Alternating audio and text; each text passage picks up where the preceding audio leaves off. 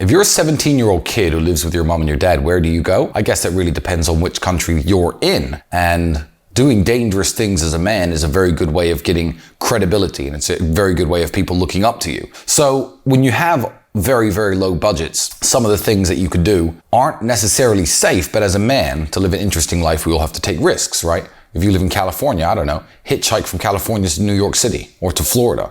Try to get somewhere else without any money, without a car of your own. You know, do something interesting. There was a guy who I still speak about to this day. He rode his bicycle from the Netherlands down to a city in Romania. And I went to meet the guy, and I guess he was quite an interesting person, but that's something no one else had done. He was sleeping under bridges and sleeping under motorway passes in the Romanian forests, which are filled with bears, as you know if you've ever seen any of my footage driving through them. And it was just an interesting thing to do. And I think that that's something that he'll have forever. And it's something that he'll carry around with himself forever. And he'll always have a very interesting story to tell, you know? Go interrailing. Get a backpack, take a train in France, try and get to Moscow, Russia.